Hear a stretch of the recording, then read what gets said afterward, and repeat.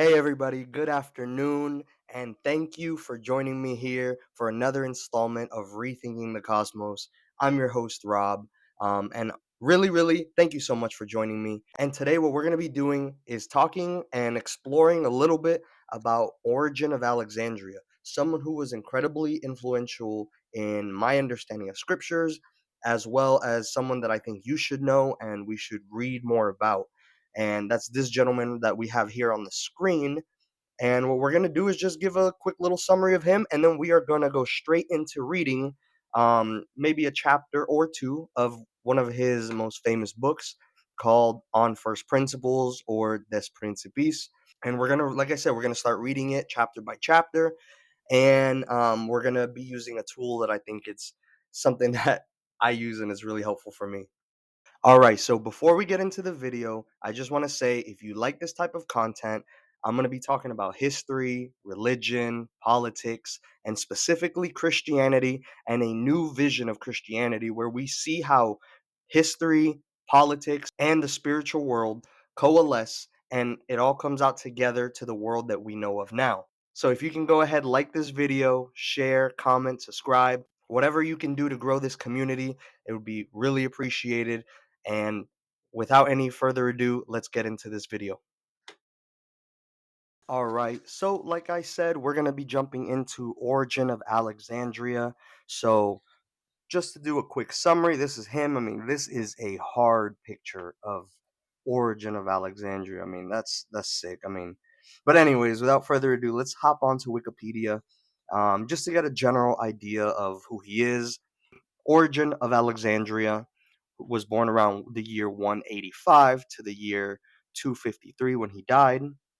He was an early Christian scholar, an ascetic, and a theologian who was born to spend the first half of his career in Alexandria. He was a prolific writer who wrote roughly 2,000 treatises in multiple branches of theology, including textual criticism, biblical exegesis, hermeneutics, homiletics, and spirituality.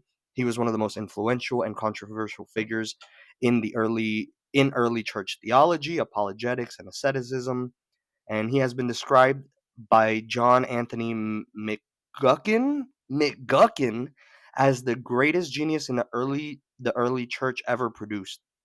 Um, so he was a incredibly learned man. He knew about Greek metaphysics. He knew about Greek philosophy. He understood all those concepts, and he, of course, understood the Christian ideas and Christian theology. So he knew a lot. I mean, look right here. Let me keep reading. Origen founded the Christian school of Caesarea, where he taught logic, cosmology, natural history, and theology.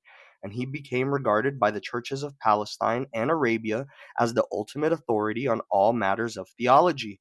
He was tortured for his faith during the Decian persecution in 250 and died 3 to 4 years later from his injuries. I mean, horrible. Can you imagine like being tortured and then you just live 3, 4 more years before you finally die? Like that's horrific. All right, so we can keep reading about this, but I'm not going to go into all of it. I just wanted to give you an idea of who he is. So as you see, he was a prominent father in the, or not a father in the church, but a writer in the church. I would still consider him a church father. I mean, whatever. Apparently he like castrated himself when he was a little younger because of, he understood Matthew 19 saying that there are eunuchs who made themselves eunuchs for the kingdom of heaven. Eusebius was actually the one that said that. I don't know if it's true, but I mean, if it is, that's crazy. But hey, my man was fighting a war that a lot of us men probably fall to, and I guess that's what he felt like he needed to do. But hey, it is what it is. Some later church writers and councils end up calling him a heretic. Um, and that's a whole thing, but the long story short of this entire thing about Origen is that he was an incredibly learned man who knew all kinds of philosophy, scripture, theology, and he understood the scriptures from a different idea than how we have in the modern times, where we think of the Bible to be so literal and every word is exactly what it says and how it means it. But as we see and we're going to discover with Origen, as well as other people like Philo of Alexandria, who was way before Origin. But anyways, um, we see that these people in the church, especially in this early church period, understood the scriptures not just literally, but it was very metaphorical, very typological. And reading Origin as well as Philo is a good example of that. We see that the scriptures are not to be taken as literally as it is written of the letter. I mean, that's something that the Pharisees are accused of following the letter of the law,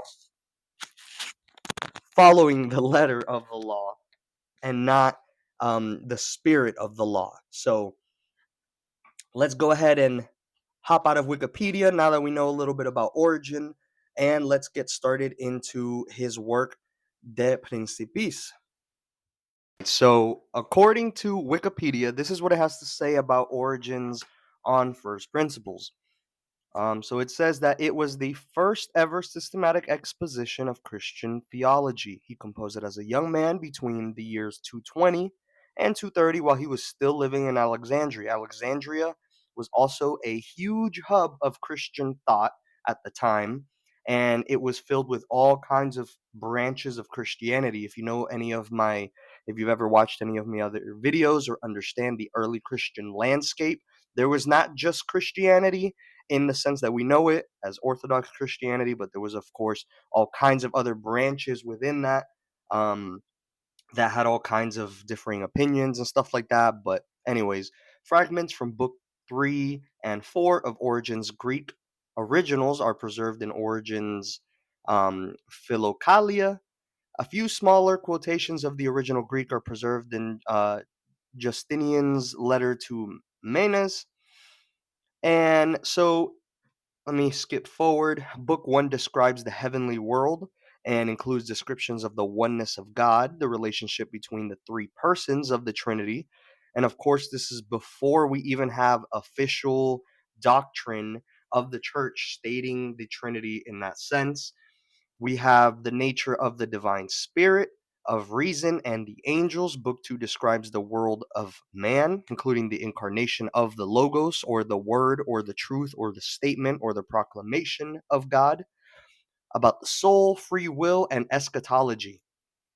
Book 3 deals with cosmology, sin, and redemption. Book 4 deals with teleology and the interpretation of the scriptures. Book 4's so this book, for example, I have not read all of First Principles. I've read chunks of like 4. I've read chunks of 2 and 3.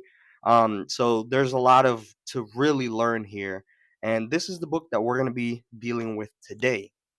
And the way that I'm going to be studying this is, and it's really helpful for me, and it might be helpful for you to do too. You could do it on a better software, of course, but I'm going to be doing this on a text to speech, because if you're ADHD like me, some days you just can't read and really hold that attention and that thought. And I feel like for myself, when I have it read, when I hear it, it really just stands out, and it's easier for me to keep a track of the narrative long term. Maybe it's an ADHD thing. Maybe I'm just kind of dumb, but either way, this is a great way we're going to do it. And we're going to jump in and start with chapter 1, and then just kind of like analyze what we see and how we understand chapter 1 of Origins on First Principles. So I hope that intro caught your attention, and I hope it's something that you are interested in learning more about with me. So please join me on the next video as we begin to dive into chapter 1 of On First Principles by Origen. I didn't get to make it on this video due to some technical difficulties, and I also don't want this video to be an hour long. So please follow, like, subscribe so you can have updates on that next video. And until next time, I'm your host, Rob, with Rethinking the Cosmos. Have a great night and stay blessed.